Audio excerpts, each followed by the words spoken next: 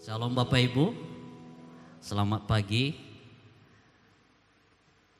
Mari dulu beri salam kiri kanannya, katakan sesuatu hal. Tuhan Yesus memberkati. Hari ini kamu cantik sekali. Bagi yang laki-laki hari ini kamu cakep sekali. Nah Bapak Ibu Saudara, hari ini kita akan belajar, tema kita bulan ini masih sama, bergerak maju bersama dengan Tuhan. Saya menjemput kita untuk melihat firman Tuhan yang terambil dari Mazmur pasal yang ke-37. Kita akan buka Mazmur pasal yang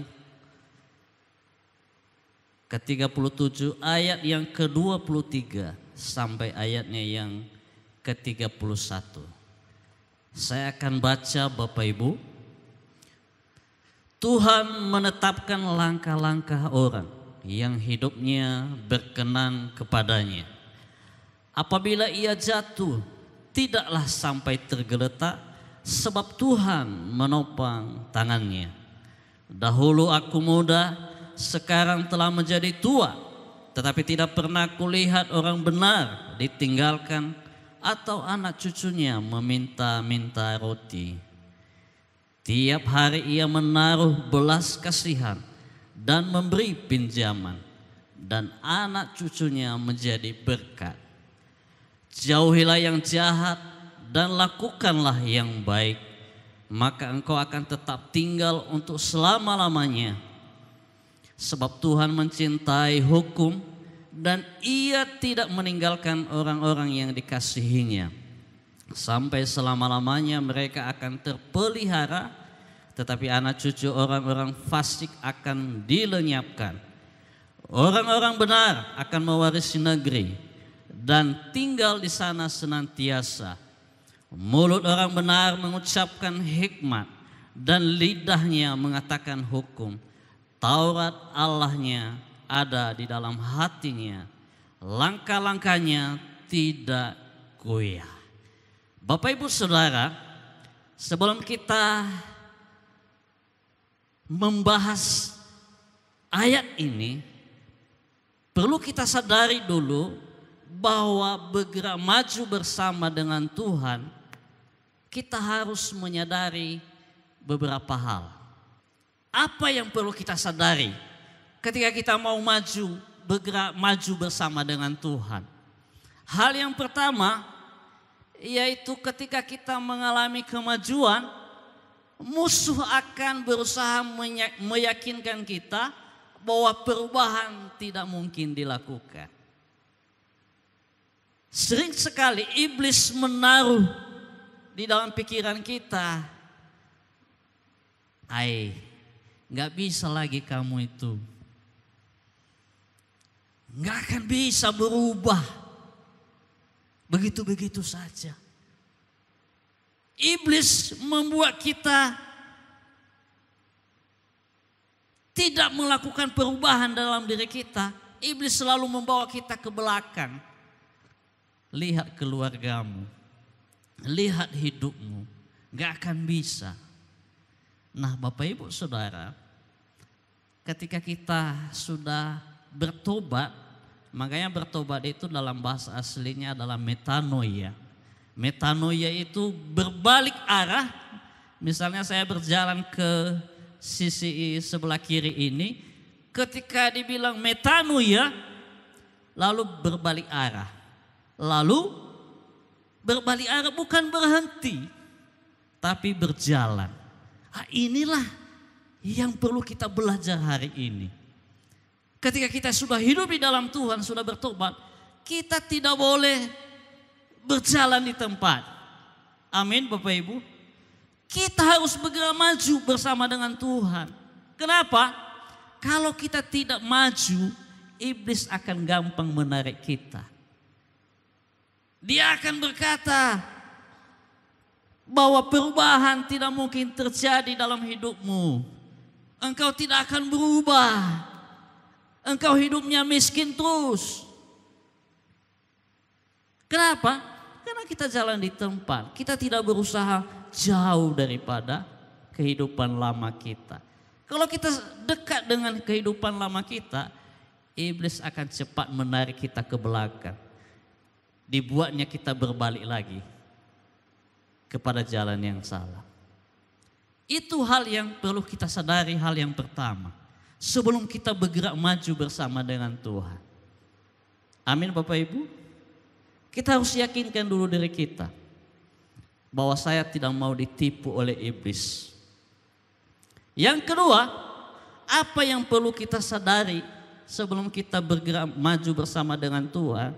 Yang kedua, musuh ingin meyakinkan kita bahwa hari-hari terbaik kita telah berlalu. Sering sekali anak-anak Tuhan sudah jauh dia melayani, sudah lama dia melayani.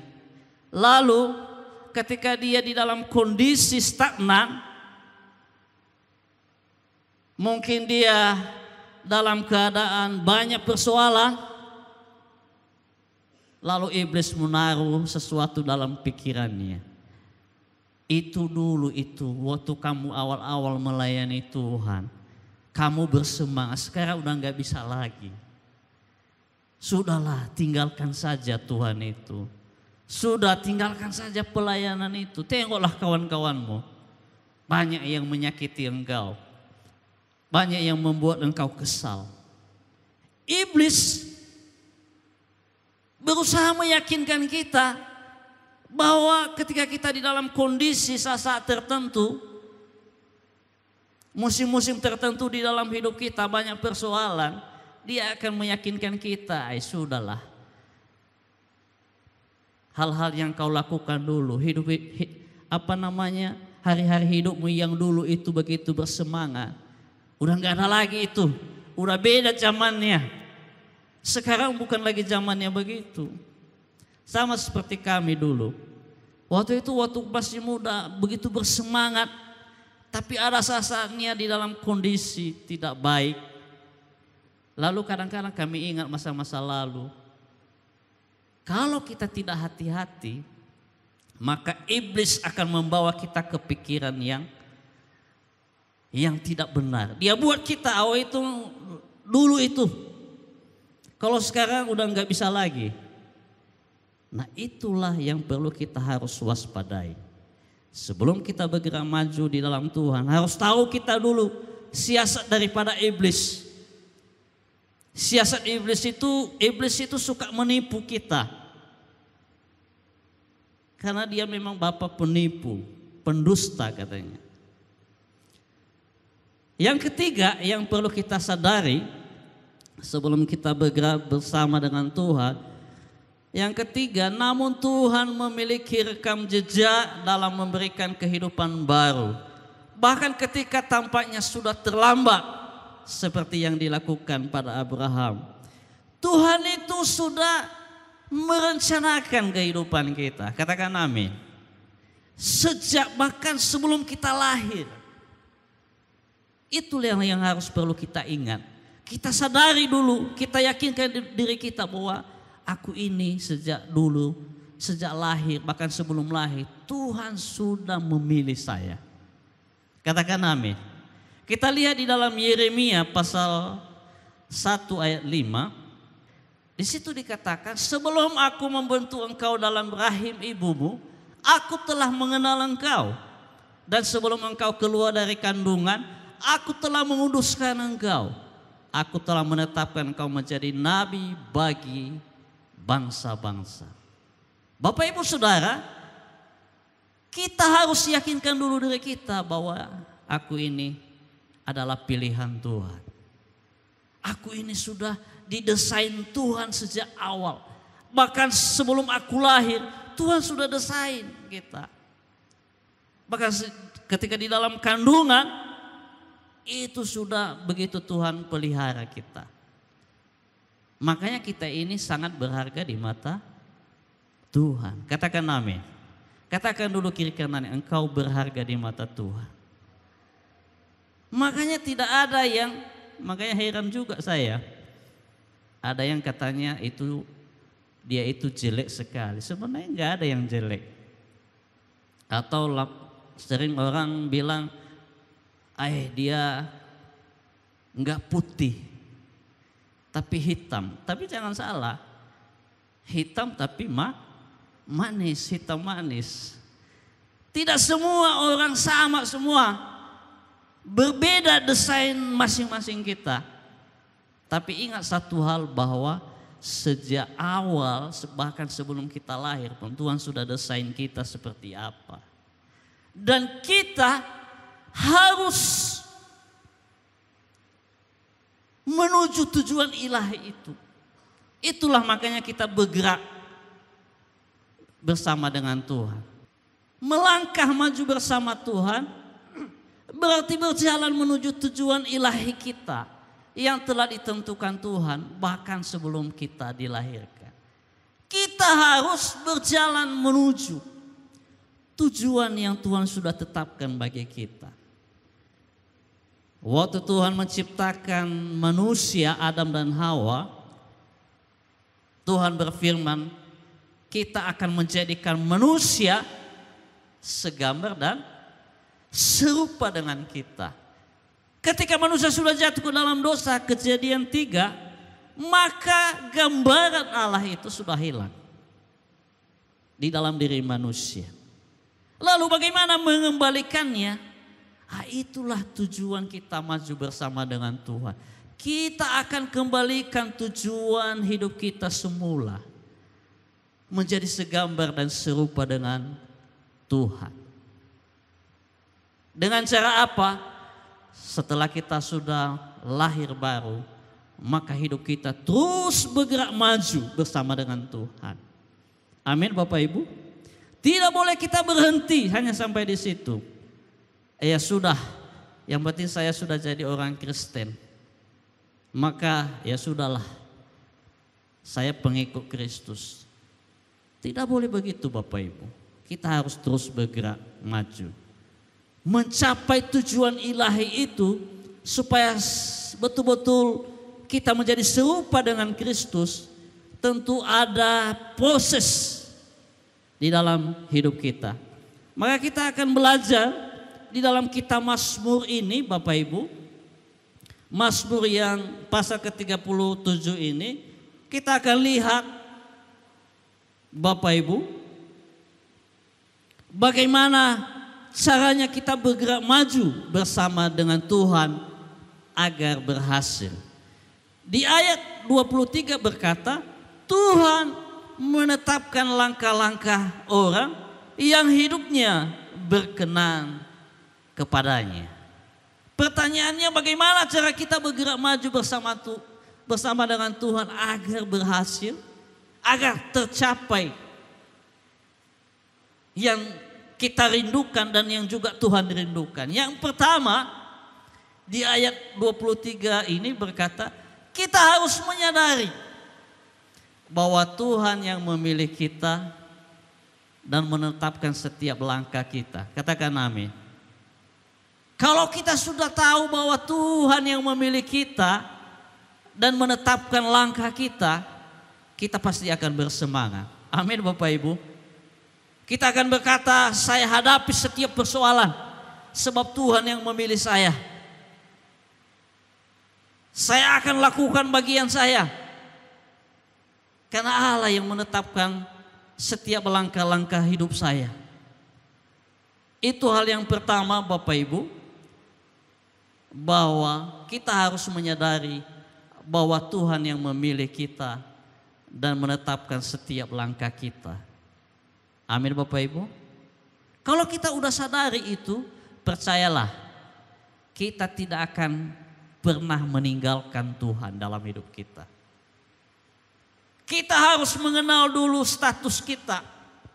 Sering sekali iblis menipu kita dengan status kita. Kadang-kadang iblis berkata, katanya anak Tuhan, katanya anak Tuhan, tapi lihat hidupmu. Iblis selalu membawa kita kepada kegagalan-kegagalan kita. Bapak Ibu Saudara, jangan kita ditipu oleh iblis. Jangan kita mau dibodohi dengan iblis, dengan pikiran-pikiran yang tidak benar. Begitu Anda melangkah menjadi orang percaya, kita harus selalu menyadari hidup kita. Ketika kita buat dosa, katakan di dalam diri kita masing-masing, saya ini adalah umat pilihan Tuhan. Saya ini adalah orang yang ditetapkan oleh Tuhan. Ketika saya berbuat dosa, datanglah, akuilah dosa itu. Tuhan, aku sudah buat kesalahan hari ini. Ampuni saya, aku ini anakmu. Iblis selalu berusaha supaya kita tidak mengakui bahwa kita ini anak Tuhan lagi. Makanya banyak orang sudah sungguh-sungguh melayani Tuhan, tiba-tiba dia murtad. Tiba-tiba dia meninggalkan Tuhan. Kenapa? Awalnya dia memberikan ruang kepada iblis untuk dia ditipu terus. Makanya ketika kita gagal, katakan di dalam diri kita, aku ini anak Tuhan. Saya harus bangkit. Hari ini aku buat kesalahan, aku berubah. Saya akan lakukan perubahan. Saya akan akui kesalahan saya. Amin, Bapak Ibu Saudara. Itu hal yang pertama. Kita harus menyadari bahwa Tuhan yang memilih kita dan menetapkan setiap langkah kita. Ketika ada persoalan, kita yakin bahwa Allah selalu beserta dengan kita. Itu yang pertama. Yang kedua, bagaimana caranya kita bergerak maju bersama dengan Tuhan agar berhasil? Di ayat 24 ini berkata, apabila ia jatuh, tidaklah sampai tergeletak, sebab Tuhan menopang tangannya. Sekali lagi, apabila ia jatuh, tidaklah sampai tergeletak, sebab Tuhan menopang tangannya.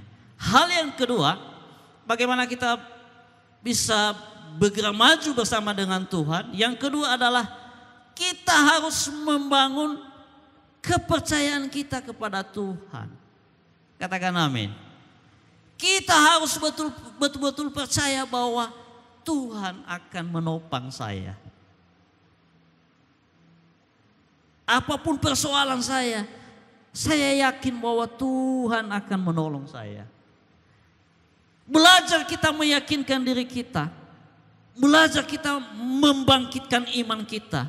Bahwa saya percaya Tuhan, Engkau akan menolong saya. Kita jangan gampang menyerah. Karena di ayat 24 ini, apabila ia jatuh tidak sampai tergeletak. Berarti kita ini pasti jatuh juga kita di dalam dosa. Tapi firman dia berkata, tidak sampai tergeletak sebab Tuhan menopang tangannya. Setiap orang, tidak ada yang tidak pernah jatuh di dalam dosa. Bahkan Daud sekalipun jatuh di dalam dosa. Tapi ingat, tidak sampai tergeletak, Tuhan menopang hidupnya. Amin. Mungkin kita tidak bisa mengakuinya di depan orang. Tapi mungkin kita sering gagal.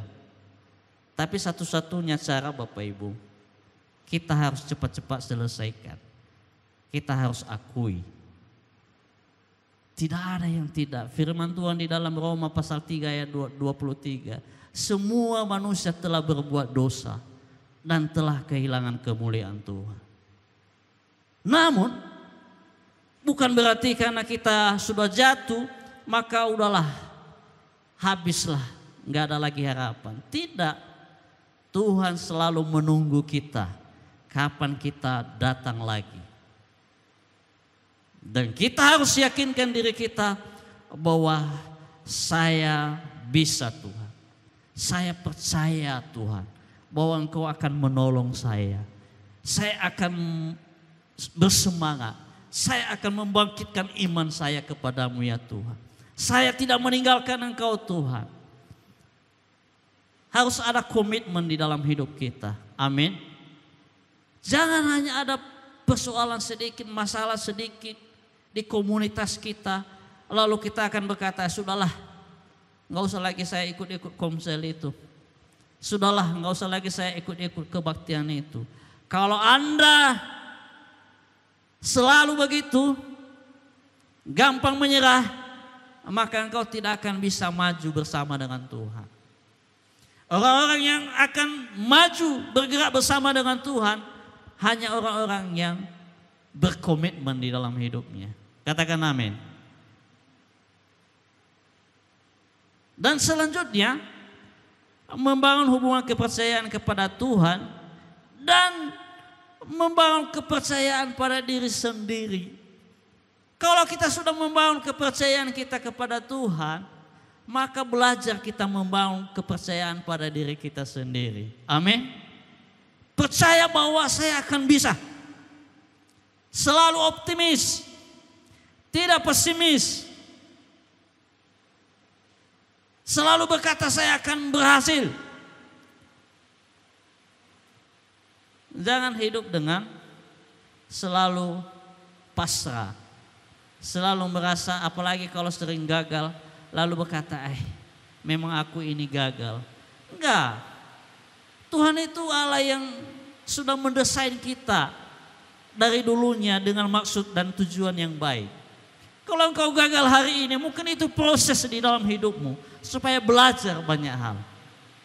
Tapi ingat, di ayat ini kita harus meyakinkan diri kita bahwa saya akan bisa ya Tuhan. Saya akan mampu. Kita akan lihat di dalam Efesus pasal 2 ayat 10. Di situ dikatakan, karena kita ini buatan Allah, diciptakan dalam Kristus Yesus untuk melakukan pekerjaan baik yang dipersiapkan Allah sebelumnya. Ia mau supaya kita hidup di dalamnya. Artinya kita ini harus mampu berkata bahwa saya ini diciptakan untuk pekerjaan-pekerjaan yang baik. Saya tidak pernah takut dengan apapun dalam hidup saya. Karena Tuhanlah yang menetapkan saya. Itu hal yang kedua. Hal yang kedua, membangun kepercayaan kepada Tuhan dan kepercayaan pada diri sendiri. Yang ketiga, bagaimana caranya kita bergerak maju bersama dengan Tuhan agar berhasil. Yang ketiga, kita bisa lihat di ayat 27. Di situ dikatakan bahwa jauhilah yang jahat dan lakukanlah yang baik, maka engkau akan tetap tinggal untuk selama-lamanya. Hal yang ketiga, bagaimana caranya kita bergerak maju bersama dengan Tuhan agar berhasil? Yang ketiga, kita hidup dalam tuntunan Tuhan. Amin Bapak Ibu. Katakan dulu kiri kanan dulu, kita hidup dalam tuntunan Tuhan. Hidup di dalam tuntunan Tuhan dengan menjauhi segala kejahatan. Firman Tuhanlah yang menjadi pedoman dalam hidup kita. Itulah sebabnya ketika kita sudah hidup di dalam Tuhan, maka rajinlah kita baca firman. Yosua pasal 1 ayat 8 berkata, di situ dikatakan, janganlah engkau lupa memperkatakan kitab Taurat ini, tetapi renungkanlah itu siang dan malam, supaya engkau bertindak hati-hati sesuai dengan segala yang tertulis di dalamnya. Sebab dengan demikian perjalananmu akan berhasil dan engkau akan beruntung. Bapak Ibu Saudara, ketika kita bergerak maju bersama dengan Tuhan, kita wajib ada di dalam tuntunan Tuhan. Kita wajib hidup seturut dengan firman Tuhan. Bagaimana kita bisa hidup dengan firman Tuhan kalau kita tidak pernah baca firman Tuhan? Kalau kita tidak pernah baca Alkitab, nggak akan bisa. Di dalam Roma 10 ayat 17 berkata, iman timbul dalam pendengaran firman Tuhan. Ketika kita sudah mendengar firman Tuhan, maka iman kita timbul. Misalnya, Contoh ya, ketika kita mungkin di tempat bekerja, ada yang mungkin membuat kita marah. Tiba-tiba Tuhan mengingatkan kita, sabar, kasihilah musuhmu. Berarti kita ada di dalam tuntunan Tuhan. Atau ketika mungkin ada yang sesuatu hal, masalah memberi. Ketika mungkin kita melihat orang yang mungkin hidupnya susah, tiba-tiba firman Tuhan berbicara di dalam hati kita. Kau harus tolong itu. Berarti itu hidup di dalam tuntunan Tuhan. Artinya firman itu akan berbicara di dalam hati kita. Tuhan sendiri yang akan berbicara lewat firman-Nya. Banyak orang berkata, bagaimana mendengar suara Tuhan? Mendengar suara Tuhan tidak langsung ada bisikan dari surga. Enggak. Tapi mendengar suara Tuhan itu melalui hati kita. Melalui firman Tuhan. Ketika ada sesuatu hal yang kita hadapi, kalau kita sudah betul-betul di dalam tuntunan Tuhan, maka Tuhan akan memberi kita hikmat. Apa yang harus kita lakukan. Sehingga di ayat selanjutnya berkata, sebab Tuhan mencintai hukum dan Ia tidak meninggalkan orang-orang yang dikasihinya. Sampai selama-lamanya mereka akan terpelihara. Tetapi anak cucu orang-orang fasik akan dilenyapkan. Orang-orang benar akan mewarisi negeri dan tinggal di sana senantiasa. Ayat 30, mulut orang benar mengucapkan hikmat dan lidahnya mengatakan hukum. Taurat Allahnya ada di dalam hatinya, langkah-langkahnya tidak goyah. Kita baca sama-sama ayat 31 ini berkata, 2, 3 ya. Taurat Allahnya ada di dalam hatinya, langkah-langkahnya tidak goyah. Katakan kiri kanan kita, Taurat Tuhan ada di dalammu. Kalau Taurat Tuhan ada di dalam kita, percayalah, kita akan ada di dalam tuntunan Tuhan. Dan Tuhan akan menjauhkan kita dari segala kejahatan. Ketika kita berbuat dosa, kita akan berkata, ada Tuhan. Kita akan berkata, enggak bisa kulakukan, ada Tuhan. Kenapa? Karena ada firman di dalam hati kita. Makanya orang yang selalu suka berbuat jahat, suka mencuri, sudah menjadi kebiasaan yang mencuri, jangan-jangan dia tidak ada Taurat Tuhan di dalam hidupnya. Hati nuraninya udah tidak lagi hidup. Hati nuraninya lagi tidak akan berbicara. Kenapa? Karena dia sudah biarkan dia tidak hidup di dalam tuntunan Tuhan. Setiap kita yang hadir pada pagi hari ini, kalau kita mau maju bersama dengan Tuhan, iman kita bertumbuh, hidup kita naik, kita harus miliki ketiga hal ini. Yang pertama tadi, menyadari bahwa Tuhan yang memilih kita dan menetapkan setiap langkah kita. Dan yang kedua, kita harus membangun kepercayaan kita kepada Tuhan dan membangun kepercayaan diri kita sendiri. Dan yang ketiga, kita hidup dalam tuntunan Tuhan dengan menjauhi segala kejahatan. Firman Tuhanlah yang senantiasa menuntun hidup kita. Kita berdoa.